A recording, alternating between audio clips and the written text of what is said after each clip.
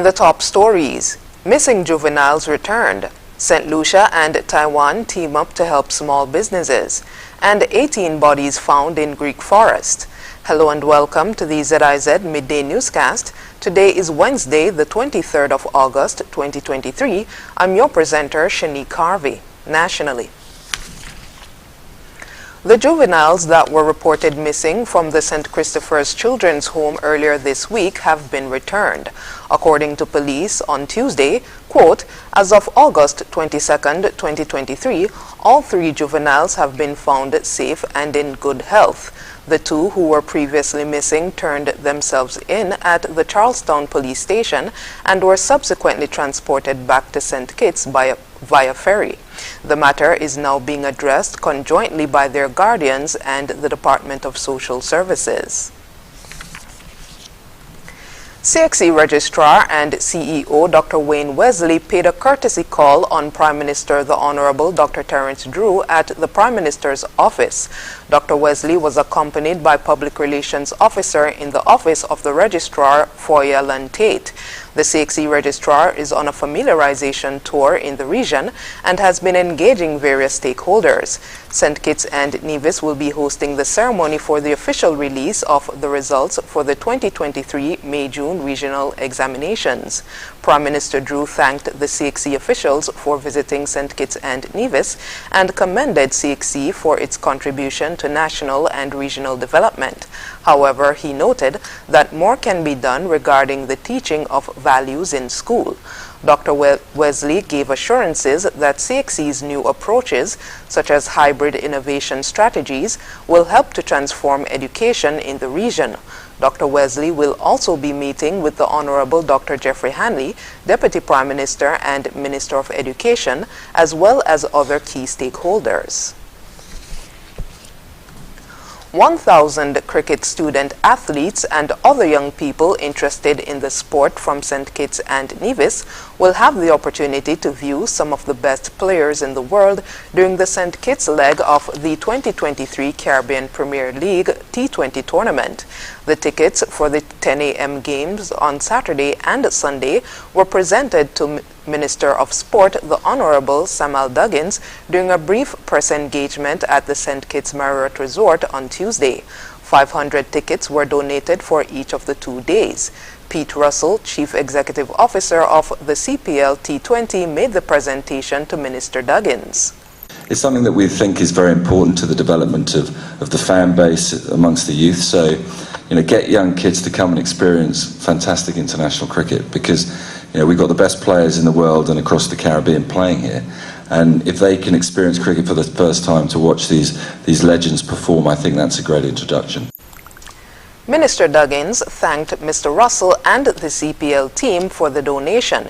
He noted that fans are eagerly anticipating the home leg of the St. Kitts and Nevis Patriots cricket team, which begins on Wednesday and ends on Sunday. The minister added that negotiations are ongoing to have the players for the Patriots deepen their engagement with the community. In the near future, the team will be entrenched a lot more than ever before in the communities, the schools, and stamp their brand are not just cricket, but sports in the Federation. That was Minister of Sport, Honorable Samuel Duggins. We'll be right back with regional news after this. The biggest party in sport is back. CPL returns with more action than ever before. Are you kidding me? Watch the biggest names in cricket battle it out in the race for glory. Brilliantly! Celebrate some more! Get your tickets now at cplt20.com or at the box office. Join the party. Experience cricket played louder. In regional news, St. Lucia's Ministry of Commerce on Tuesday held the opening ceremony for its community business revitalization project. The project, which is being done in collaboration with the Taiwanese embassy, aims to build up a local industry facilitation system to revitalize the local economy by accelerating micro, small, and medium enterprise operations in 4 districts. More in this DBS News report. The Community Business Revitalization Project aims to provide much-needed financial relief to the small business community, as well as to reinvigorate and modernize the way in which MSMEs operate in St. Lucia. Investigations by the Commerce Ministry have revealed a noticeable lack of business thrust and development, which compromises the sales figures of MSMEs within communities earmarked for assistance under the project. Through this project, MSMEs will be encouraged to develop the branding and promotion of their products. They will be aided in marketing and strengthening their product design. Despite the lasting impact that television advertising has had on multiple generations since its inception in the early 1940s, the dominance of social media has forced many to expand their marketing reach and budgets into other digital channels. For most struggling businesses, the greatest allure of social media reside in its pervasiveness and its seemingly free availability.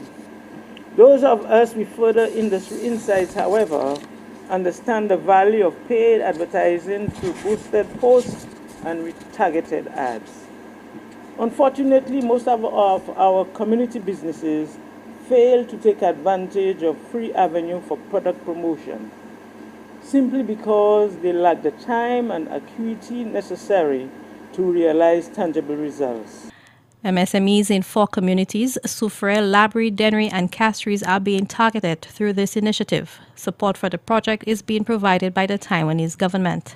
I believe St. Lucia have best conditions to create an optimal environment for MSMEs that can contribute greatly to the national economy. Take Taiwan as an example. MSMEs serve as the backbone of Taiwan development. As of 2021, Taiwan boasted more than 1.59 million MSMEs. This accounts for more than 98% of all enterprises. We hope to share our experiences and build a more resilient business environment for St. Lucian MSMEs. In addition to improving the capacity of MSMEs, the building skills and competencies of the Commerce Ministry will also be strengthened to provide the necessary coaching, guidance, and mentorship to MSMEs. For the DBS News World, I am Zin Romulus. Pioneering Antiguan astronauts Keisha Shahaf and Anastasia Mayers continue to bask in their historic journey to the edge of space and the pride they have brought to Antigua and Barbuda. They were joined by tourism officials at a news conference in St. John's on Tuesday to provide more reactions about their experience. ABS's Hylisha Humphreys reports. We had to say when we thought somebody from the Caribbean or some person too from the Caribbean would be going up into space. We probably would be saying 50 years out, 25 years out. So this is a tremendous milestone. Our young women could actually go up into space. And really what brought it home for me, and I think anybody else who would have seen this, is seeing the braids floating. Then I said, yes, they're really in space now. Shahaf spoke about the experience of being at the edge of space. It's just a liberating feeling. And it was a feeling of no effort. Like I'm just there, like I'm sitting in my body right now, and I can actually feel the pressure coming down on my shoulders and all of that. But being in space with that zero gravity, you still feel your body, but in a light way, in such a liberating, freeing way. And even thoughts, you're not even feeling your thoughts heavy on you either. The Virgin Galactic space flight took place on August 10, with many across the Caribbean and the globe watching the event. Shahaf spoke about looking back at the home planet. At the moment I looked across, and I was like, it just took my breath like that, like the Earth. We're actually seeing the Earth with our own naked eyes. And it's more magnificent to see it with your own eyes than when you're looking at it from a picture. And she says Earth actually looks alive from that vantage point. It actually looks living, like if it's pulsating, like if it's breathing, with the atmosphere, the blue atmosphere around it. You can actually see it almost like the clouds are moving, but that's like a fire, like a fiery flame that's just like wow, like no words can really explain that. Myers says this live event has brought her dreams closer to being a reality. It's definitely made me a lot more inspired and a lot more set on my goals, especially going to space and seeing that this is an opportunity. It seems so far-fetched, but now going back to university, it's like I know for sure that this is what I want to do, and I'm able to do that. After the close of summer, Myers will return to Scotland, where she will continue her undergraduate studies. Alicia Humphreys, ABS News. International news is next after this short break. The biggest party in sport is back. CPL returns with more action than ever before. Are you kidding me? Volley! Watch the biggest names in cricket battle it out in the race for glory. Celebrate some more! Get your tickets now at cplt20.com or at the box office. Join the party. Experience cricket played louder. Internationally, 18 bodies have been found in a forested area of northern Greece hit by wildfires for the past 4 days, the Greek Fire Service says. Initial reports suggest that those who died may have been migrants. More in this report. A grim discovery. 18 people have been found dead in northern Greece where wildfires have been raging for 4 straight days. Initial reports suggest the victims may have been migrants, their bodies found near the national park of Dadia. Nearby at the port of Alexandroupolis, ambulances urgently evacuated more than 200 patients from a hospital surrounded by flames. This ferry is being used as a makeshift hospital. Fanned by strong winds and high temperatures, fires are also blazing through the islands of Evia and Kythnos. Authorities warn there will be no relief from the heat until Friday. Meanwhile, a blaze that broke out a week ago on the Spanish island of Tenerife is still out of control. Officials say it is the worst wildfire to have ravaged the island in decades. It has already razed more than 15,000 hectares of land and has forced more than 12,000 people to evacuate. 8 rivals for the Republican nomination for the White House take part in a first TV primary debate on Wednesday, but much of the focus is likely to be on an absentee, with Donald Trump hit by a series of legal woes deciding not to take part. We hear more in this France 24 report.